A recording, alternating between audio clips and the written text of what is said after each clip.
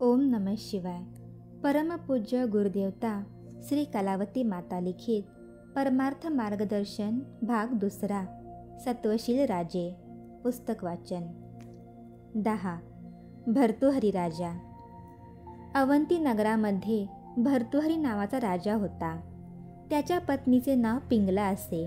या उभयतांचे एकमेकांवर अत्यंत प्रेम होते. भर्तृहरी जसा बुद्धिमान होता तसाच अतिशय विषयलंपटही होता. त्याचा हा दुर्गुण घालविण्याकरिता चरपटीनाथांनी एक युक्ती योजली.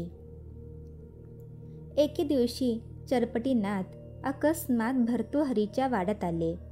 त्यांनी राजाच्या हाती एक अमृत फळ दिले व ते म्हणाले, भर्तृहरी, हे फळ तू सेवन कर, म्हणजे तुझ्या या मानव देहाचे सार्थक होईल.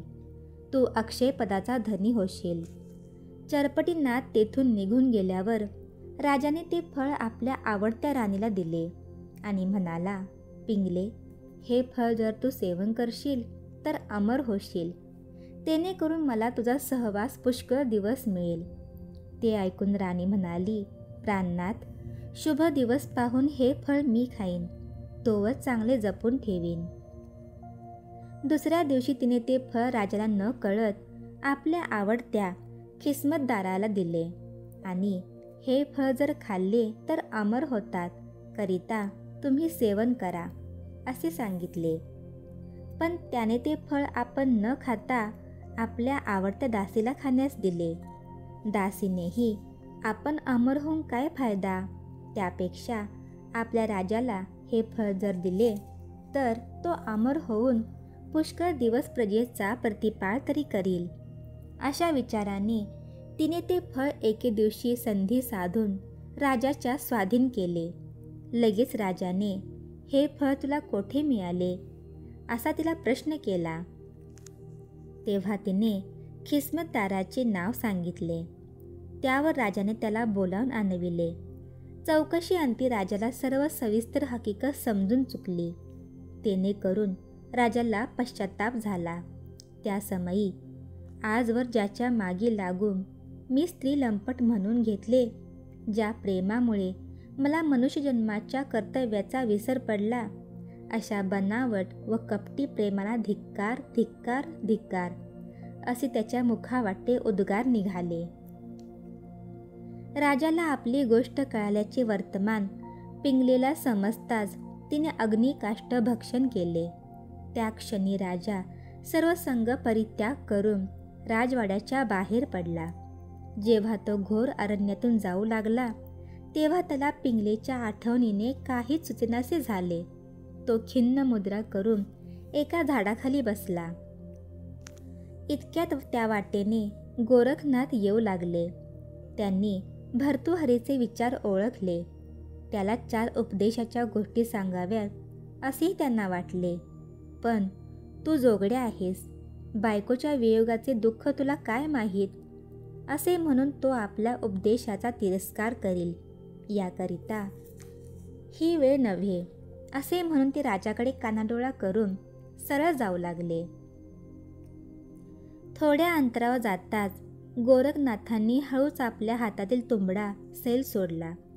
तोच तुंबडा खाली पडून त्याचे पुष्कळसे तुकडे झाले. त्यावर ते सर्व तुकडे गोळा करून आपल्या तुंबड्याची आठवण करून करून गोरखनाथ मोठमोठ्याने गळा काढून रडू लागले. ते पाहून राजाला आश्चर्य वाटले.